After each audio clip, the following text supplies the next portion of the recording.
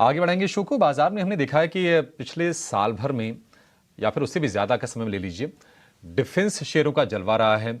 Defence के साथ साथ आप शिपिंग कंपनी को क्लब कर दें तो वहां पर भी हमने अच्छी रौनक देखी और नतीजे भी ठीक ठाक आए हैं। गार्डन रीच शिप बिल्डर की बातचीत करेंगे और नतीजों से शुरुआत कर लेते हैं। 32% इनकी बिक्री बढ़ी है, मुनाफे में 37% का उछाल, एबिडा में 35% का, और मार्जिन भी स्टडी रहे हैं। 13.25% के आसपास के मार्जिन कंपनी ने रिपोर्ट किए हैं।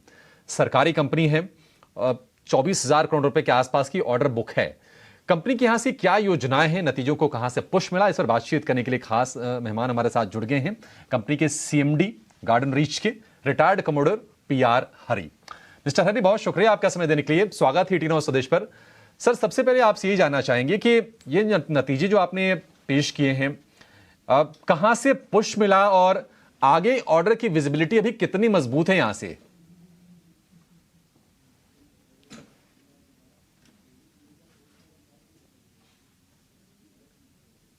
Sir, will you please unmute yourself? We are unmuted. Can you hear me? Okay. Abhishek ji, can you hear me? हाँ सर, बिल्कुल क्लियर सर, क्लियर। ओके, जैसे आपने बताया, हमारा जो Q2 का रिजल्ट्स बहुत अच्छा था। बोथ रेवेन्यू फ्रॉम ऑपरेशंस 897 और profit after tax that is 80.74, ये दोनों हमारे हिस्ट्री से बेस्ट एवर परफॉर्मेंस थे। हम जो Q1 का मोमेंटम Q2 में भी मेंटेन किया हुआ है और हमारा पूरा उम्मीद है कि same tempo will be able to maintain in the coming quarters too. हमारा जो ऑर्डर बुक पोजीशन अभी 23,739.59 करोड़ है। ये जो नेवी का 19 शिप्स है इस ऑर्डर बुक में 4 प्रोजेक्ट्स के, ये चारों प्रोजेक्ट, ये 4 में से 3 प्रोजेक्ट अभी मैच्योरिटी लेवल ऐसे पहुंचा है कि जिसमें मैक्सिमम रेवेन्यू रिकॉग्निशन हो रहा है। इसमें P17 अल्फा प्रोजेक्ट है। ये प्रोजेक्ट में हमारा करीब 13,000 का ऑर्डर पेंडिंग है। इस एग्जीक्यूशन हम इस साल में और अगले साल में, that is the first delivery is going to happen in 2025। मतलब अभी से 25 तक maximum revenue recognition first ship से होगा and then followed by the second ship. So in the coming years, FY24, we are very confident of touching the best ever revenue from operations and profit after tax with 24-25 and 25-26 also following the same trend. Commodore, यानी आप अभी तक तो हमारे पास estimation जो थी 24-25 की थी, अब आप 26 तक की भी हमें गाइडेंस दे रहे हैं। सो ऐसे में क्या हम ये कह सकते हैं, और आपकी order book, steady order book को देखते हुए, कैन वी से दैट कि लगभग 3200 करोड़ का रेवेन्यू कंपनी क्लॉक कर सकती है, कंसीडरिंग कि 50% तो आप ऑलरेडी अचीव कर चुके हैं H1 में?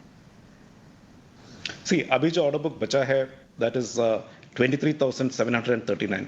जैसे मैंने बताया, ये 4 नेवल प्रोजेक्ट्स है और इन एडिशन टू दैट हमारा जो दूसरे business verticals, Bailey bridges, then ship repair, naval guns and so on. So major 95% of our orders are coming from the naval warship building projects. It's a 23,000 ka order book. As per our current production schedule, it is going to expire by FY28. That is including the new project that we have got for next generation ocean going petrol vessels. इसमें maximum revenue recognition will happen the P17 Alpha project. ये जो 23,000 crores का almost 50%, 60% is 55% is coming from P17 Alpha. ये जो P17 Alpha का deliveries are planned from mid of 2025 to mid of 2026. So we have clear visibility up to 2025 from the 25-26 from the P17 Alpha, and thereafter from the anti-submarine shallow water craft and the next generation ocean going petrol vessels. जैसे हमारे order book deplete होते जा रहा है, we will be getting new orders. To give an example, in the last quarter we have got an order. हमको एक order Ministry of Earth Sciences से मिला है for an 840 crore project for building an ocean going research, oceanographic research vessel. So जैसे order book deplete होते जा रहा है through execution and revenue recognition, नया ऑर्डर्स आते रहेगा। बोथ नेवी और कोस्ट गार्ड का एक्सपेंशन प्लान्स वेरी क्लियर है and they have elucidated their plans very very clearly. अभी जो नेवल प्रोजेक्ट जो आने वाला है, इसमें मेजर प्रोजेक्ट्स है 5 survey vessel large, follow on survey vessel large करीब 3,500 करोड़ का, 21 वाटर जेट FACs प्रोजेक्ट आ रहा है और एक मेजर आरएफपी आने वाला है हाई वैली ऑर्डर का, जो नेवी का 36,000 करोड़ का नेक्स्ट जनरेशन कॉर्वेट्स, इसके पीछे पीछे आ जाएगा P-17 bravo, the next generation destroyers, 120 fast interceptor crafts and so on. So what I am trying to convey is अभी का ऑर्डर बुक अच्छा है और जो फ्यूचर विजिबिलिटी और भी अच्छा है.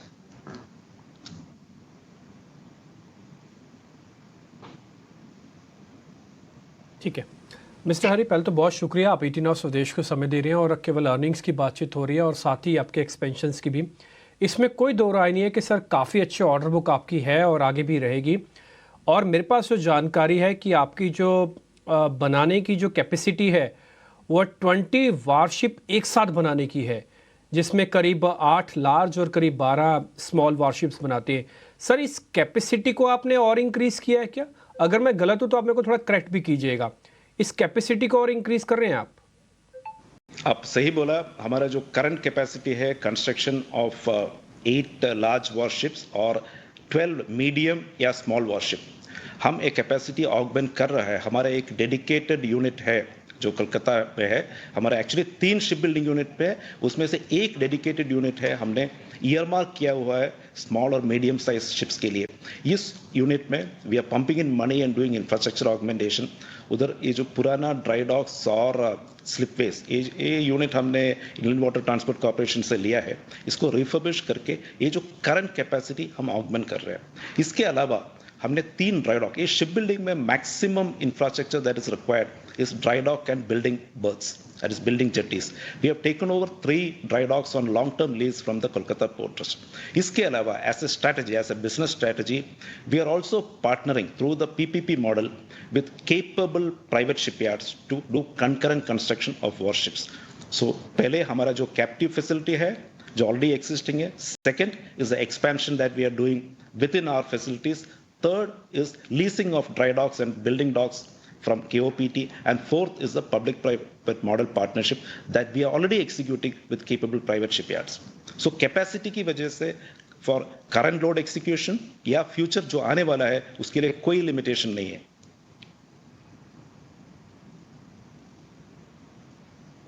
मिस्टर हरी, एक छोटा सा मेरे को क्वेश्चन आपसे और पता करना था. ठीक है, भारत में ऑर्डर काफ़ी अच्छे हैं, डिफेंस के काफ़ी अच्छे ऑर्डर्स आपको मिल रहे हैं, बट आपका फोकस एरिया अगर मैं ग्लोबली पूछूं तो आप कहाँ पे ज़्यादा फोकस करते हैं? सार्क देशों पर, एशियान पर, या फिर यूरोपियन कंट्रीज जो टिपिकली ज़्यादातर जिनका बेस ही बॉर्डर्स ही सी है, क्योंकि वहाँ से आपको अच्छे ऑर्डर्स मिल जाएंगे. तो आपका फोकस एरिया कौन सा है सर? Thank you. सी, हमारा जो कोर बिजनेस है defence, that is worship building, defence ship building, इसमें 90% of our focus is on the Indian domestic market. As you rightly said, now we are expanding and looking globally. इसमें 2 segments है. एक तो warship building. Warship building is definitely going through the government route. हमने already 3 warships export किया हुआ है और हमारे जो GRC built ships are plying in the IOR countries, be it Maldives, be it Seychelles or be it Mauritius. इसके अलावा commercial ship building में भी हमको ब्रेक मिल चुका है. हमने एक passenger vessel, commercial passenger vessel government of Guyana Caribbean island को डिलीवर किया हुआ है. और हमारा जो focus area commercial ship building के लिए, अभी कॉमर्शियल शिप बिल्डिंग मार्केट खुला हुआ है and they are looking at India. So we don't want to miss out this opportunity, and we are focusing on the Scandinavian countries, there is the European countries, the Middle East and the Caribbean, there is the CARICOM countries. ये तीनों होगा हमारा जो focus areas. In addition to countries which are close to us, that is be it Bangladesh, Sri Lanka or Maldives, Mauritius. बहुत शुक्रिया आपका हमसे बातचीत करने के लिए. बहुत ही विस्तार से आपने हर पहलू पे जानकारी हमसे साझा की. बड़ा अच्छा लगा आपसे बातचीत करके.